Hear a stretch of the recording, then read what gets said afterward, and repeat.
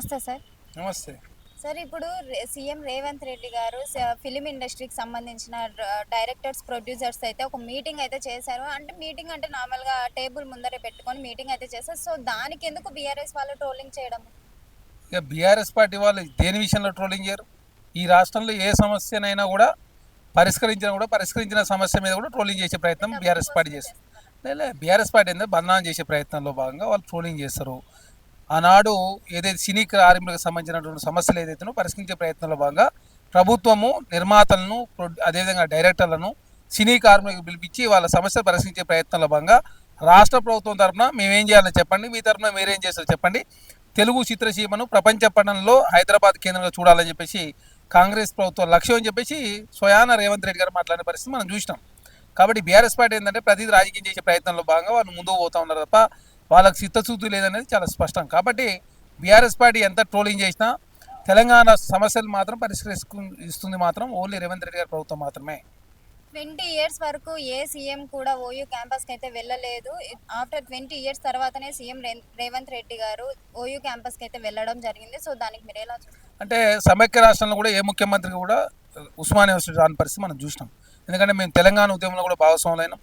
ఆనాడు ఉన్నటువంటి ముఖ్యమంత్రులు నల్లారి కిరణ్ కుమార్ రెడ్డి గారు కావచ్చు, రోషయ్య గారు కావచ్చు, అంతకుముందు ఉన్నటువంటి చంద్రబాబు నాయుడు గారు కావచ్చు, ఎవరైనా కూడా కేసీఆర్ గారు తెలంగాణ రాష్ట్ర ముఖ్యమంత్రి కూడా ఆనాడు ఉస్మానియా యూనివర్సిటీ రాని పరిస్థితి మనం చూసినాం.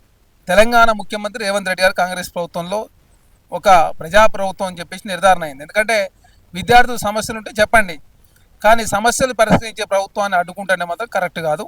మీ సమస్యలు ఏమున్నాయో చెప్పండి, 1000 కోట్ల ఇంతే ఖర్చు పెట్టడానికి కూడా ప్రభుత్వం సిద్ధంగా ఉంది. అకాడమిక్ స్టాండర్డ్ కావచ్చు, ప్లేస్మెంట్స్ కావచ్చు, ఆక్స్ఫర్డ్ యూనివర్సిటీతో పోటీపడే విధంగా తెలంగాణ రాష్ట్రం ఉస్మానియా యూనివర్సిటీని తీసుకోవడానికి ప్రభుత్వం సిద్ధంగా ఉంది. ఆనాడు ఉస్మానియా యూనివర్సిటీ లేకపోతే తెలంగాణ రాష్ట్రంలో తెలంగాణ రాష్ట్రం వచ్చేది కాదు. సామాజిక ఉద్యమాలకు నిలయమైనటువంటి ఉస్మానియా యూనివర్సిటీ, అదే కాకుండా నిజాం నిరంకుశ పాలనకు వ్యతిరేకంగా ఆనాడు పోరాటాలు చేశారు. అదే కాక వందే మాత్రం ఉద్యమంలో కూడా ఉస్మానియా యూనివర్సిటీ కీలకంగా పనిచేశారు. కాబట్టి తెలంగాణ రాష్ట్రంలో ఉస్మానియా యూనివర్సిటీ లేనిది మనం ఊహించుకోలేం. కాబట్టి విద్య అనేది అన్నిటికన్నా ముఖ్యం.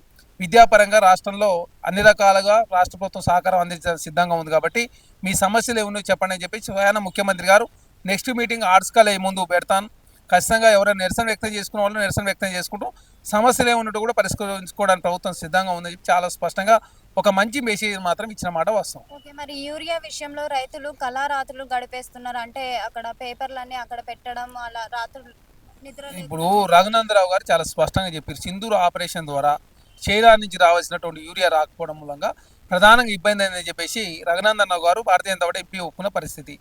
రామచంద్రరావు గారికి సబ్జెక్ట్ లేదు, సంజయ్ గారికి సబ్జెక్ట్ లేక, కిషన్ రెడ్డి గారు ఏం చేయాలి మాట్లాడిన అర్థం కాక వాళ్ళు ముగ్గురు తెలంగాణ రాష్ట్రంలో ప్రజలు తప్పుదారి పడించే ప్రయత్నం వారు చేస్తూ ఉన్నారు. అంటే వచ్చిన కొరతను కూడా యూరియా కొరతను కూడా బ్లాక్‌లో అమ్ముతున్నారు కాంగ్రెస్ పార్టీ వాళ్ళు. ఇక్కడ బ్లాక్ అనే ప్రసక్తే లేదు. రైతులకి ఇబ్బంది ఎక్కడైతుందో గమనించే రాష్ట్ర ప్రభుత్వంలో ఉన్నటువంటి రాష్ట్ర మంత్రులు, కేంద్రంలో మంత్రులు కలిసిరు, ముఖ్యమంత్రి గారు ప్రధానమంత్రి గారు కలిసిరు. యూరియా కొరతనిచ్చి రాష్ట్రంలో రైతాంగానికి నష్టం జరుగుతూ ఉందని చెప్పి కేంద్రంలో రిక్వెస్ట్ చేసిరు. మా ఎంపీలు ఏకంగా పార్లమెంట్లో పోరాటం చేస్తే దీన్ని రాజకీయం చేసే ప్రయత్నం భారతీయ జనతా పార్టీ చేస్తూ ఉంది. కాబట్టి వారి మూలంగా తెలంగాణ రాష్ట్రంలో యూరియా కొరత ఏర్పడ్డమాట వాస్తవం. దానికి భారతీయ జనతా పార్టీ సంజాయిషి ఇచ్చుకునే ప్రయత్నంలో భాగంగా కాంగ్రెస్ ప్రభుత్వాన్ని బదనాం చేస్తూ ఉన్నారు. బీఆర్ఎస్ పార్టీ సంబంధించిన ఎంపీలు అయితే నిరసన వ్యక్తం చేయకుండా అనవసరంగా ఓన్లీ ప్రెస్ మీట్లకు మాత్రం పరిమితం అవుతా ఉన్నారు. కాబట్టి తెలంగాణ సమాజం అంతా కూడా గమనిస్తూ ఉన్నారు. ఓకే. మరి కాంగ్రెస్ పార్టీ అంటే రైతన్న పార్టీ అనేసి మీరు అంటున్నారు. కానీ దేశానికి అన్నం పెట్టే రైతుని రోడ్డు మీదకైతే తీర్చారు అనేసి అంటున్నారు. రోడ్డు మీద తీసుకొచ్చింది భారతీయ జనతా పార్టీ, మేము కాదు. రైతులకు బోనస్ ఇచ్చింది కాంగ్రెస్ ప్రభుత్వం. 20,000 కోట్ల రూపాయలు రుణమాఫీ చేసింది కాంగ్రెస్ ప్రభుత్వం. ఒక్క సంవత్సరంలో 1,20,000 కోట్ల రూపాయలు రైతాంగం మీద ఖర్చు పెట్టింది కాంగ్రెస్ ప్రభుత్వం. బోనస్ 500 రూపాయలు ఇచ్చింది రాష్ట్ర ప్రభుత్వం.